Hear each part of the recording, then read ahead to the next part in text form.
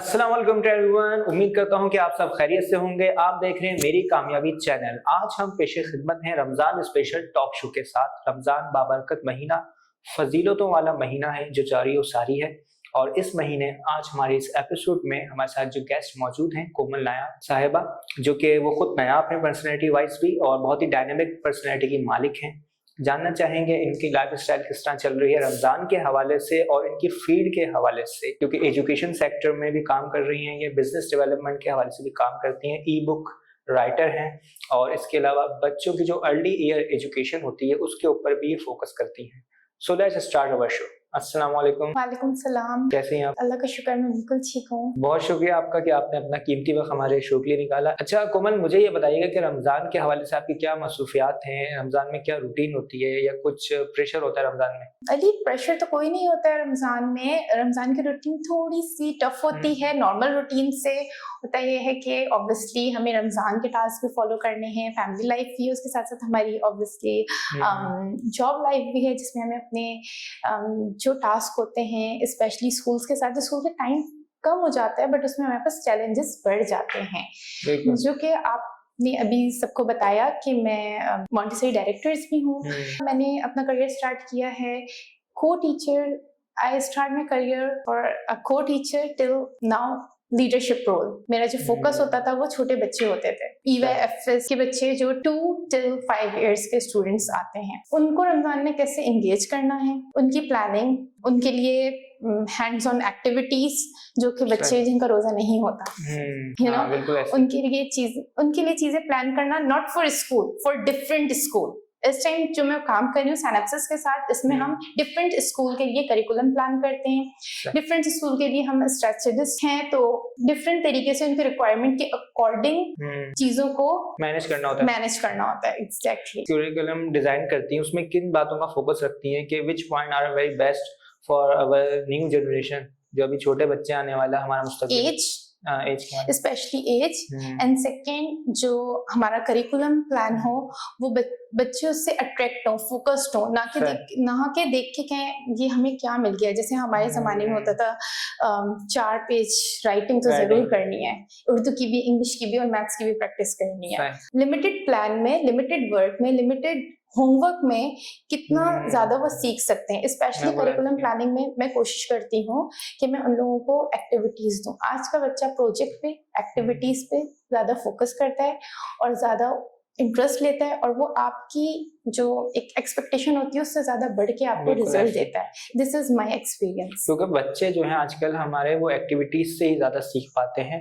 और अभी भी मैं देखा हूँ बहुत से स्कूल में ऐसा है कि वो बुक्स वगैरह उनको दी हुई है, बस उन पर उन्होंने राइटिंग करनी है, अल्फाज जानने हैं और अलिफ से लेके ये तक लिखना है, ये सब चीजें जरूरी है, लेकिन इसके साथ एक्टिविटीज भी मैटर करती हैं। सीरियसली अली, अगर आप इस टाइम किसी भी स्कूल में जाएं, एडमिशंस हो रहे न्यू सेशन के लिए, तो हम एडमिशन के टाइम हमें स्कूल्स कहते हैं कि हम आपके बच्चे को रेडी कर रहे हैं। इनफैक्ट मैं भी कहती हूँ, पेरेंट्स से बात करती हूँ कि हम आपके बच्चे को रेडी कर रहे हैं फ्यूचर के लिए। डू यू थिंक फ्यूचर में इतनी, मुझे तो नहीं लगता आगे जाके फ्यूचर में हमारे पास नोटबुक्स होंगी। आपको लगता है ऐसा? नहीं, अब तो ज्यादा बुक लेस चीजें। हमारे पास पहले हम जाते थे कहीं ऑफिस में, हमारे पास बैग होता था, पेन होता था, डायरी होती थी। अब हमारे पास सिर्फ फोन होता है। बिल्कुल ऐसे।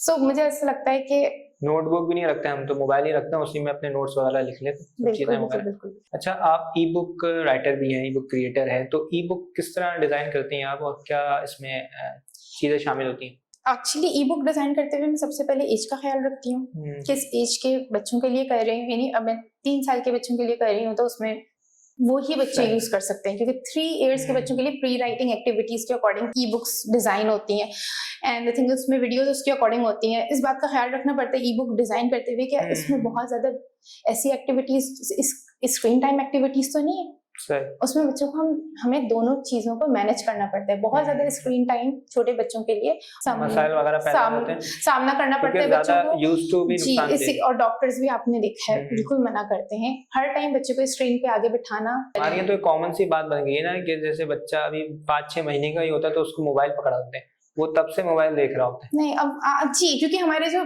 खासतौर पे पाकिस्तान में कॉन्सेप्ट हो गया, मोबाइल हाथ में दे दो, मोबाइल देखेंगे तो लैंग्वेज सीख लेंगे, मोबाइल देखेंगे तो वोकैबुलरी अच्छी हो जाएगी। जरूरी नहीं है मोबाइल पे क्या कंटेंट देख रहे हैं बच्चे, इट्स बहुत ज्यादा जरूरी। मैं इतने मैं- पेरेंट्स को बुला के अभी भी मीटिंग्स करती हूँ, उनके बच्चे मेरे बच्चे ने ये सीख लिया, आपने मोबाइल देते हुए देखा था आपका बच्चा देख क्या रहा है, वो तो Right. इंग्लिश कार्टून देख रहा था, इंग्लिश कार्टून का English कंटेंट सीखेगा। देखा था, वो क्या बात कर रहे थे। बिल्कुल। लिटरली ऐसे ऐसे कंटेंट आ रहे होते हैं, पेरेंट्स को खुद भी नहीं पता होता, बोलते हैं अच्छा देख रहे हैं सीख लेंगे। वो क्या सीख रहे हैं, कुछ और सीख लेते हैं। पेरेंट्स क्लास में टीचर्स हो या जो जो भी हो, आपका ताल्लुक बच्चों के साथ है, आपको देखना है बच्चे कंटेंट क्या देख रहे हैं, इट्स बिल्कुल। मैटर। और उसका कंटेंट का क्या मैसेज है, क्या चीजें सर्च कर रहे हैं, वो क्या नहीं देख रहे। हमारे यहाँ ये है कि छोटे बच्चों को मोबाइल पकड़ा दिया जाता है और बच्चे भी हमारे चला गए, वो मतलब अगर रो रहे हैं या परेशान कर रहे हैं वो मोबाइल दें फौरन चुप हो जाते हैं। मेरी खुद अपनी बेटी है, ये 3 साल की, और एक मेरा बेटा है 1.5 साल का। Both are active, vocabulary obviously 3 साल की बच्ची है उसकी अच्छी है, बट लिटरली मैं उसका स्क्रीन टाइम के लिए लिमिटेड टाइम है। एज अ वर्किंग वुमेन सब समझते हैं कि मैं मोबाइल दे देती होंगी और काम कर रही होती होंगी। यहाँ मैं काम कर रही हूँ, यहाँ लिटरली शायद आई डोंट नो लोग क्या कहें, मैं जब खाना बना रही होती हूँ तो मैं आधे काम उससे करवाती हूँ। हमें स्कूल्स में जो एक्टिविटीज करते हैं ईपीएल, ईवाईएफएस में एक सब्जेक्ट है ईपीएल, जिसको हम इतने इतने पैसे देके उसको सीखते हैं, वर्कशॉप्स लेते हैं, वर्कशॉप्स देते हैं। वो होती क्या है, जरूरी नहीं वो स्कूल्स में ही एक्टिविटीज हो, आप अपने घर में भी करा सकते हैं। ये जो बात मैं कह रही हूँ पेरेंट्स के लिए, आप बैठे हुए हैं, आपने बच्चों को दे दी, ऑब्वियसली चावल सबके घर में होते हैं, कोई भी चीज बनाना ले लें या फिर आप मटर ले लें, मटर का मौसम है, बच्चों को दे दें एंड से just feel it, half hour 1 hour बच्चे इसमें लगे रहते हैं और बहुत शौक से करते हैं activities. This is the EYFS and EPL exercise, it's hands on exercise, they develop your obviously muscles and pre-writing activity as well. So parents को मुझे लगता है ये करना चाहिए, better than screen के आगे बच्चों को बिठा के उनकी आईसाइट ट्वीक करना, उनको obviously बहुत ज्यादा स्क्रीन टाइम, आपको नहीं पता आजकल की रिसर्च में जो आजकल मैं रिसर्च कर रही हूँ, क्योंकि मैं जब किसी स्कूल में जाती हूँ बहुत सारे क्वेश्चंस किए जाते हैं कि अगर obviously हम जो प्रमोट कर रहे हैं, हम एआई एजुकेशन को, एआई करिकुलम को हमारी जो कंपनी है वो प्रमोट कर रही है, तो उसका मतलब ये नहीं है कि आपने बस पूरा दिन बच्चों को मोबाइल स्क्रीन देखी। तो उनके क्वेश्चंस को हमें देखते हुए, चीजों को रिसर्च करते हुए हमें उन्हें चीजों को इंटीग्रेट कराना होता है। जैसे कि मैं आपको बताती हूँ, बहुत ज्यादा स्क्रीन टाइम बच्चों के लिए माइल्ड स्क्रीन ऑटिज्म चाइल्ड भी बना सकता है। अच्छा, हर टाइम मोबाइल देना इट्स नॉट बिल्कुल ऐसे। अच्छा, बच्चों में मैंने आदत नोट की है कि बच्चे जो आर्ट्स की चीजें हो गई या ड्राइंग वगैरह ये सब चीजें, इसके अलावा डेकोरेशन वगैरह, सामान सफाई वगैरह, इन चीज में ज्यादा इंटरेस्ट होता है बच्चों का। अगर हम उनसे उस तरह की एक्टिविटीज करवाएं तो वो सीख सकते हैं। बिल्कुल करवाएं। अच्छा, हमारे यहाँ पेरेंट्स का एक मसला इशू है, पता, कुछ स्कूल्स ऐसे हैं जहाँ पर अगर कोई बच्चे से कोई काम करवा लिया या उससे कोई चीज मंगवा ली कि भाई ये चीज उठा के यहाँ रख दो, ये कर दो, तो पेरेंट्स की कंप्लेन आती है, घर में बच्चे जाके बोलते हैं हमसे तो काम करवा रहे हैं। I face these things a lot in whole 12 years experience as a teacher, then as a coordinator, then as a section head.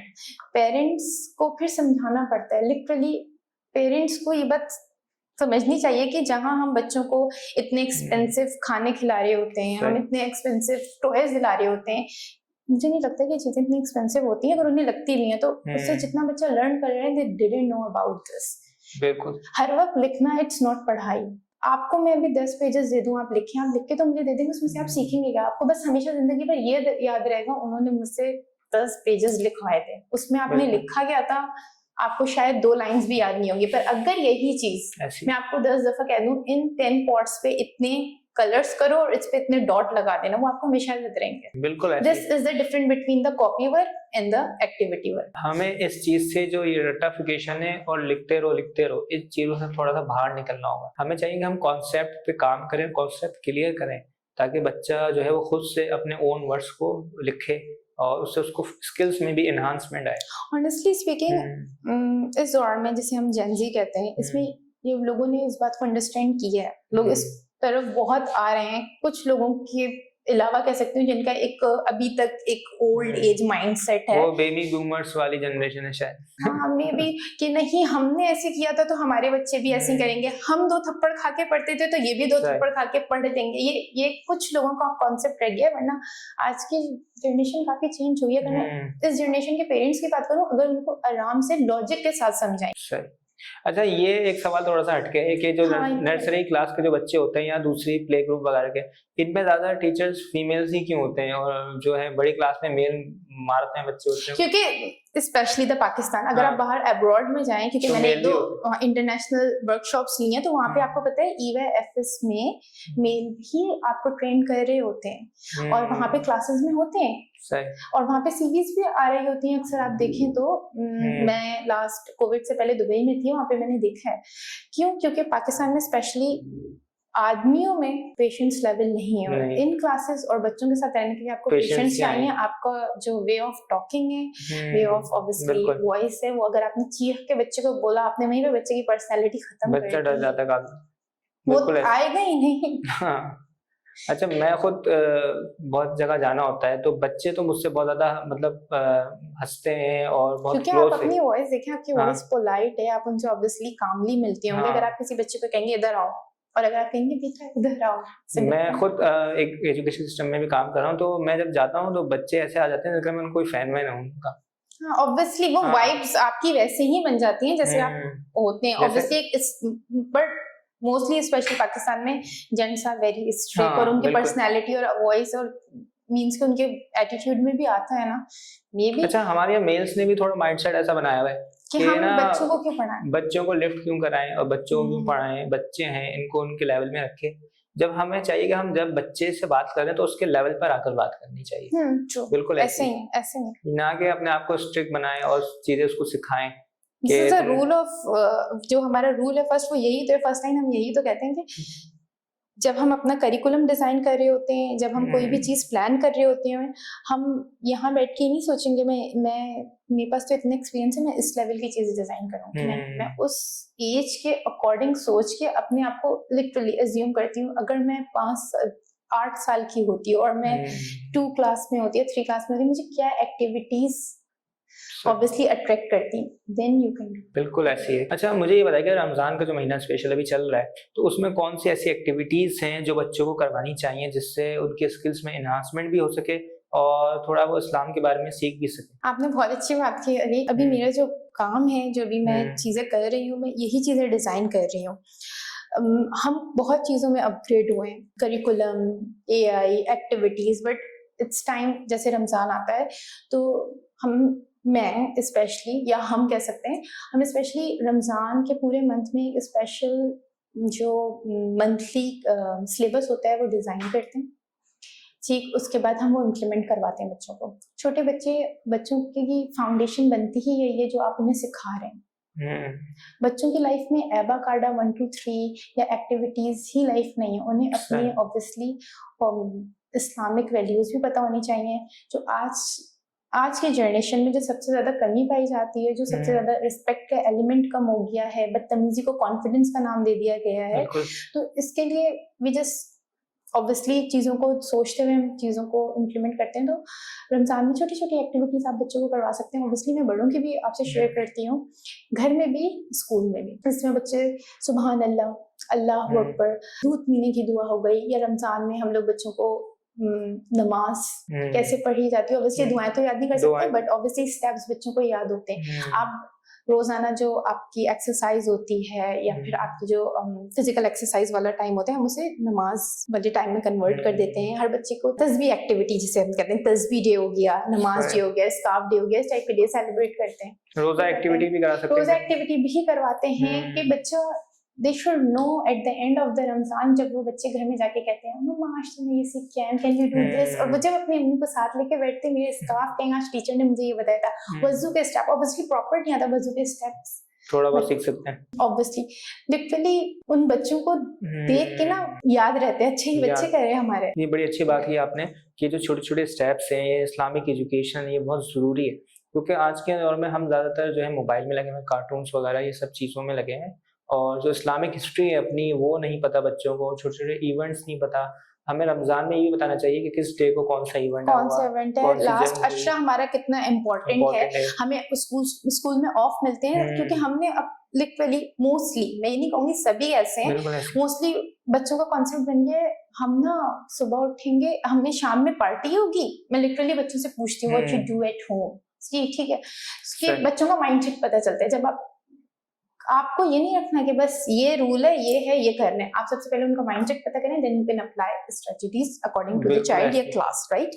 सो होता ये है कि बच्चे जब एक दिन आते हैं, बोलते हैं बस हम शॉपिंग करने गए थे, शॉपिंग करेंगे, हमारी पार्टी होगी, शाम को भी हमारे घर में पार्टी हुई, हम पार्टी में गए। पार्टी बच्चों को this is the right time कि बच्चे और आप, क्योंकि घर में भी ऑब्वियसली ज्यादा इस्लामिक माहौल होता है, कि हम उनको अपनी इस्लाम की वैल्यूज बताएं, विच इज वेरी इंपॉर्टेंट। बिल्कुल ऐसे ही। अच्छा, हमारे यहाँ थोड़ा सा ये भी निगलेक्ट किया जाता है, थोड़े बड़े बच्चे होते हैं, जैसे अगर उनके इम्तहानात हो रहे हैं या कुछ भी हो रहा है, जैसे 10-12 साल के या 14 साल के, तो पेरेंट्स उनको रोज़ा नहीं रखवाते क्योंकि भाई आपकी पढ़ाई डिस्टर्ब होगी, ये कुछ होगा। तो आप क्या समझती हैं कि इस तरह कुछ करना चाहिए या फिर रोज़ा रखना चाहिए? नहीं, एक्चुअली द थिंग इज कि मैं फिर कहूंगी कि जब आप फाउंडेशन से ये चीज सीख के जाते हैं ना कि हमें रोजा रखना है और ये कितना इम्पोर्टेंट है। देखिए हमारे इस्लाम में बताए हुए रोजा आप किस किस टाइम पे छोड़ सकते हैं और किस किस टाइम पे आप नहीं छोड़ सकते। बहुत सारी कंडीशन, इस्लाम हमारा बहुत ईजी, अगर हम उसे रीड करें, हमने मुश्किल बनाया हुआ है। तो वो जब बच्चे को पता होगा ना, आपको बोलने की जरूरत नहीं है, वो बच्चा खुद अपने रोजा ये नहीं सोचेगा कि मुझे नहीं होता। मैंने ऐसे भी बच्चे देखे हैं जो मैंने देखा है, मदर ने कह दिया बेटा you are not feeling well, so आप कल का रोजा नहीं रखेंगे, आप बाद में रख लीजिएगा। वो बच्चा उठ के सेरी में बैठा हुआ था, नहीं मामा मैं रखूंगा। This all about the, obviously आपने अपनी फाउंडेशन बच्चे की कैसी बनाई है। और ऐसे भी लोग ऐसे भी पेरेंट्स देखे हैं, सम पेरेंट्स मुझे बताते हैं कि ये है, आप मुझे बताएं मैं क्या करूं, या ये तो कि अचानक से बच्चे बड़े हुए, अब तुम्हें रोजा भी रखना है, नमाज भी पढ़ना है, आपने बचपन से तो उसे बताया ही नहीं है कि इसकी वैल्यू क्या है। इट्स मोस्ट इम्पोर्टेंट कि हमें ये चीजें बच्चों के फाउंडेशन में इसी तरह इंटीग्रेट करवानी चाहिए। जैसे हम कहते हैं नहीं ये जरूरी है, सो आपका क्या कहते हैं शॉपिंग, जैसे बच्चों को याद रहता है ना शॉपिंग बहुत जरूरी है, या हमारा क्रिकेट खेलना बहुत जरूरी है, या 2-3 बच्चों के रोब्लॉक्स वगैरह गेम्स हैं जो मैं बच्चों से सुनती हूँ, या वो पबजी वगैरह, वो जरूरी। इसी तरह सेम हमको पता होना चाहिए नमाज हमारे लिए कितनी जरूरी है, रमजान हमारे लिए कितना इम्पोर्टेंट है। और जब ये चीजें आएंगी तो लिटरली इस दौर में मोस्टली लोग जो कहते हैं कि आप देखते हैं बच्चे बदतमीजी करेंगे, तो व्हाट अ कॉन्फिडेंस यार, उनके मुंह पे जवाब देके चला गया। कॉन्फिडेंस ऐसे क्या कहते हैं इसको? बदतमीजी को हमने कॉन्फिडेंस का नाम दिया। कॉन्फिडेंस ये होता है कि आप कॉन्फिडेंटली सबके सामने बताओ कि आज मैं 5 वक्त की नमाज पढ़ के आया था और मैंने 30 रोजे रखे हैं। अगर आप यहाँ पर स्ट्रांग नहीं हो, what is confidence for me? सही। और जो छोटे बच्चे, मैं तो कहता हूँ उनको गैप देकर, अगर वो रोजा नहीं रख सकते प्रॉपर, तो वो बचपन में रोजा रखते थे ना असर से। हमने कैसे स्टार्ट किया अली? हमने ऐसे ही किया ना कि हम जब हम 7 साल के बाद नमाज और 12 साल के बाद रोजे फर्ज होते थे, तो हमने 7 साल से ही स्टार्ट कर दिया था कि आपने 12 बजे तक का रोजा रखा है, फिर 3 बजे तक का, फिर देन स्टार्ट, राइट? बिल्कुल ऐसी है। कोमल नायाब, आपका बहुत शुक्रिया कि आपने अपना कीमती वक्त हमारे शो के लिए निकाला, और बहुत अच्छा लगा आपसे मिलकर। आपने इतनी सारी इंसाइटफुल थिंग्स हमसे शेयर की हैं और ज़रूर हमारी ऑडियंस को इससे सीखने को मिला होगा। तो इन दी एंड आप कोई मैसेज देना चाहे हैं रमज़ान के हवाले से, जो बाबरकत महीना भी है और इसको हमने मजीद किस तरह बेटर बनाना है? सबसे पहले तो मैं कहूँगी कि मेरा जो लास्ट मैसेज है वो पेरेंट्स के लिए है, टीचर्स के लिए है, ऑब्वियसली मैं या आप सबके लिए है। एज अ, मैं अपने आप को अभी भी ऑब्वियसली मेरे माइंड में ऐसे ही चलता है कि अपने बच्चों को इस्लामिक वैल्यूज सिखाएं। अगर कोई टीचर मुझे देख रहा है, कोई स्कूल लीडर देख रहा है, तो उनको अपने 1 मंथ के सिलेबस में हम सिलेबस में कहेंगे कि हम उनको एबाकाडा नहीं पढ़ाएं, कि हम उनको 1 2 3 उसको रिलेट कर दें किससे, हर इस्लामिक एक्टिविटी से। और मेरे ख्याल से तो पूरे साल ही होना चाहिए, पर इस साल में ज्यादा अगर इंप्लीमेंट करवा दें तो इट्स बेटर। क्यों? आप 1 2 3 में आप ये भी तो कह सकते हैं 10 तक काम करो, देन 10 तक सुभान अल्लाह बोलो। So the very good activity and the learning, right? 5 वक्त की नमाज आप उनको बता सकते हैं कि दिस इज योर ग्राफ। मैं ऑब्वियसली यहाँ पे सारी एक्टिविटीज तो नहीं बताऊंगी, तो ये चीज, और यही चीज पेरेंट्स घर में खुद सर्च करें या खुद इस चीज को बच्चों में किस तरह इनकी फाउंडेशन में ये चीज की वैल्यू आनी चाहिए, इस पर वर्क करें, जो कि आज के बच्चे के लिए बहुत जरूरी है। क्योंकि मुझे ऐसा लगता है फिर हम कुछ सालों बाद कहते हैं ओ हमने इतना मेजर पार्ट मिस कर दिया। बिल्कुल, बिल्कुल ऐसी है। बहुत शुक्रिया आपका।